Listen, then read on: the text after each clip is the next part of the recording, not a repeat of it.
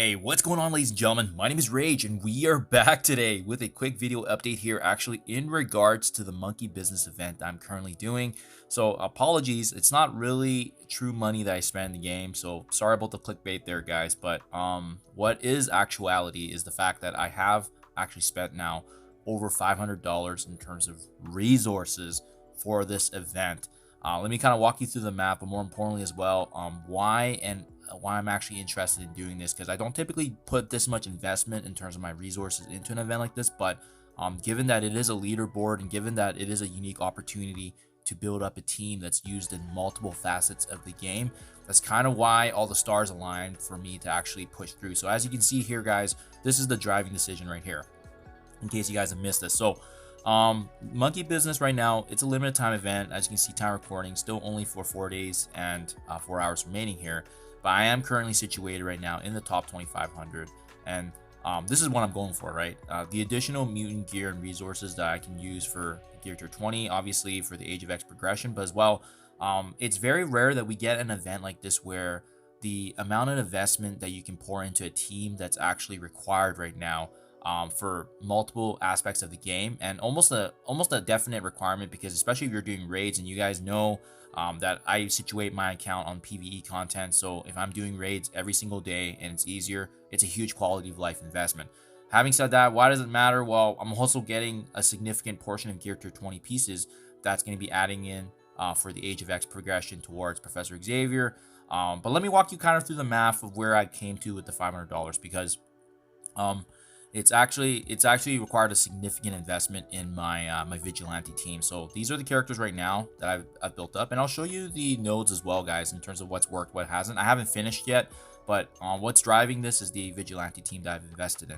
So you can see all of them at gear tier 19, actually Silver Sable at gear tier 20, because remember, we're going to be needing a couple of these characters for Age of X. So that's one of the big things that I noticed, is that number one, we need this team to be already a requirement for Chaotic Storm Raids, the skill section, so it made sense to invest in them. Number two, 3 out of these 5 characters, maybe even all of them, now that they're actually geared up, we'll see in the meantime, but 3 of the 5 here are likely coming in with me to Age of X towards Professor Xavier. So it just kind of aligned in that respect, that they're required for raids, they're needed for Professor Xavier, and to kick it off as well, they're also needed for that Falling Dimension Omega event, which is limited, because right now, those that have resources to invest in, and this is why I always preach on my channel to hoard, because we had gold, we had training materials, and we had power cores to actually unlock all these characters completely free to play. So that's Daredevil Modern, Silver Sable, Hitmonkey, and let me just show you the upgrades, right? Punisher at gear tier 19, Elektra at 19, Daredevil Modern, 19 right now, but he's probably coming in with me to Age of X progression. Silver Sable fully boosted. She is the one I highly recommend, guys, if you're also following along and trying to do Fallen Dimension Omega, is the fact that Silver Sable is probably the most important character, as she can flip everything, right? But actually, yeah, before I show you the individual node attempts, guys, let me just show you the math here real quick, right? So total power cores that I actually spent on Daredevil Modern, and as well as Silver Sable and Hitmonkey, it cost me about 20,000 power cores. It was nice because the week that I was doing the power core unlock, Daredevil Modern's free-to-play event already came, so it was nice. I didn't have to spend too much on him in terms of power cores. As you can see, he's the only one at 4 stars. And then Silver Sable, I got decent with some orb drops, and then Hitmonkey actually cost me 9,000 power cores. So that's roughly 20,000 in cores. To build all these characters up to the gear tier levels and the level 105 that you see, it cost me around 150 million gold. So I just wanted to math it out real quick, like what was my actual spending, right? So if you go through the offers here, and you even if you head over to the power cores, and keep in mind this is Canadian pricing. So yeah, like I said, my summary was that I spent roughly 20k in power cores, 20,000 power cores, a mix of the 8630 and the 4130. In my math anyways, it was close to around roughly $295 just for the cores itself. And remember, this is Canadian. And then next up, we also have the gold side, right? I roughly spent about 150 million gold in total. So I mean, there's not really great deals, but if you go to the offers here, I mean, this is probably the best one I think I can see here, but even this one only has a couple of purchases that you can make, right? So and it's only tied back to Hitmonkey here as kind of a promo here, but you can see Yeah, like roughly $70 for 36 million gold. So roughly 150.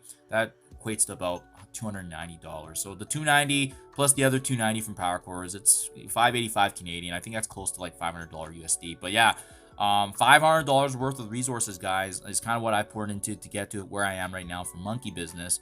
And as you can see here, you can, but the ranking again, top 2,500, it's gonna land me at this mark right here, which is gonna be at least 300 pieces of the Gear Tier 20. And even if you equate that into gold here, in my approximation anyways, I think when these pieces finally go into the store, I think they're going to cost about 400 or 500, maybe 600k gold pieces per piece.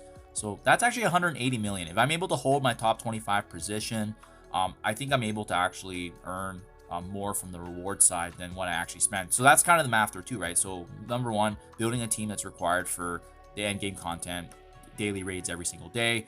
The fact that we're get potentially more Gear Tier 20 value than what we're putting in, that's absolutely massive. And then otherwise, if you guys are following along and you're also trying to do this as well, this is what I've been doing. I'm actually in the last node here, but I also didn't want to finish it off before I show you kind of the attempts here, right? So again, some of the nodes were definitely easier than others, but yeah, it took me one attack here for mission 1. I will say it's very similar to the Scourges that we saw, which is there's resetting and whatnot involved. Mission 2 is quite easy as well. As you see, one attack. Oh, sorry, must have skipped 3 there. 3 was one attack as well. Mission 4, one attack.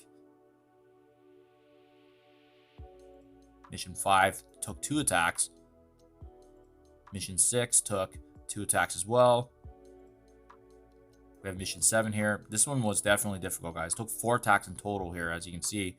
Definitely trickier. Mission 8, 1 attack. Mission 9, 2 attacks. Mission 10, 1 attack.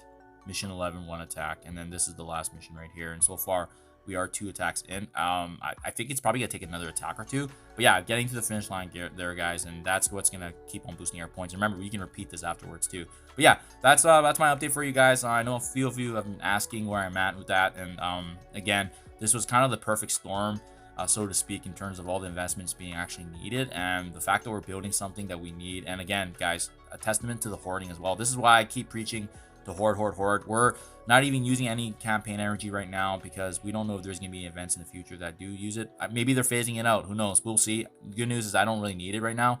But we have gold, we have power cores, we have energy. We're ready to go. And that's kind of the name of the game right now, guys.